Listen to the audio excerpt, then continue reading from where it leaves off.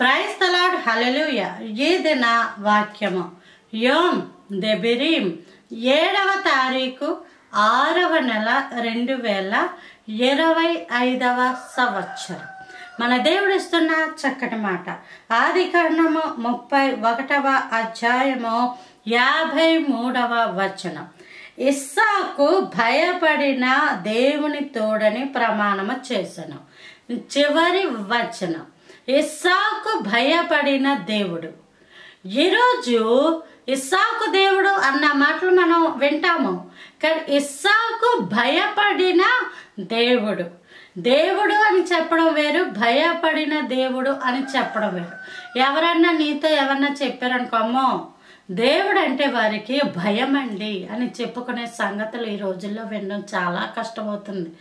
దేవుడు అంటే భయం లేదు. భయం ఉన్న వాళ్ళు మాటల్లో ఆ భయాన్ని చూపిస్తారు, ప్రవర్తనలో ఆ భయాన్ని చూపిస్తారు.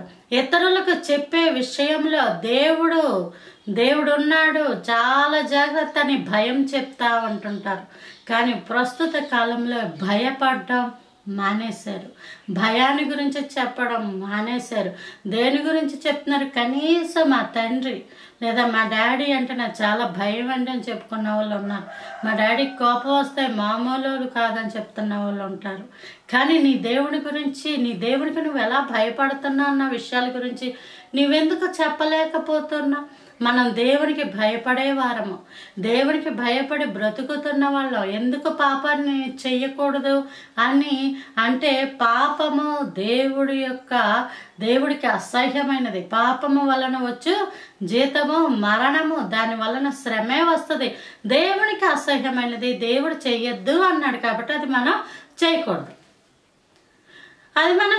భయపడుతున్న వాళ్ళ యొక్క లక్షణాలు ఈ విధంగా ఉంటాయి. దేవుడు వద్దన్నాడు కాబట్టి అది మనం చేయకూడదు. దేవుడిని అడగాలి. దేవుని చిత్తానుసారమైనవి, దేవుని చిత్తము లేనివి, వివాహ సంబంధాల్లో కూడా దేవునికి భయపడుతూ వివాహాలు చేసుకోవాలి. దేవునికి భయపడుతూ ప్రయాణాలు ఉండాలి. దేవునికి భయపడుతూ ఆత్మీయమైన జీవితాలు ఉండాలి. దేవునికి భయపడే వారముగా ఉండాలి. ఇక్కడ అంటాడు యాకోబు, ఇస్సాకు భయపడిన దేవుడు. అంటే ఇస్సాకు తన పిల్లలిద్దరూ, తన భార్య వాళ్ళ దగ్గర ఒక సాక్ష్యాన్ని సంపాదించుకున్నాడు. అదేంటి? దేవుడు అంటే ఇస్సాకి చాలా భయపడ్డాడు. భయభక్తులతో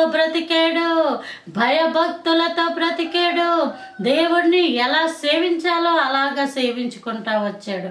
అలాగుననే ఈరోజు కూడా ఇస్సాకు వలె మనం దేవునికి భయపడాలి. మనుష్యులకు కాదు, మనుష్యులకు భయపడాల్సిన అవసరం లేదు. వాళ్ళు శరీరాన్ని మాత్రమే హింసించగలరు, ఆత్మ దేవుని యొద్ద ఉంటుంది. చాలా మంది మనుషులకి భయపడి దేవుని సైతం మాట సైతం వెనక్కి తీసేసుకుంటున్న వాళ్ళు ఉంటారు. కానీ ఇక్కడ అంటాడు యాకోబు, ఇస్సాకు భయపడ్డాడు. ఇస్సాకు భయపడిన దేవుని తోడని ప్రమాణము చేశాడట. నాన్న అదవుతుందా? భయము అన్నది మన మాటలో, ప్రవర్తనలో ఖచ్చితంగా ఉండాలి. దేవుని గురించి భయపడాలి. ఇలాంటి సంగతులు నా దేవుడు ఇష్టపడ్డాడు, ఇలాంటి చోటుకి మేము రాకూడదండి అని చెప్పగలిగే కృప దేవుడు మీకు అందరికీ అనుగ్రహించును గాక. Praise the lord. ఆమేన్.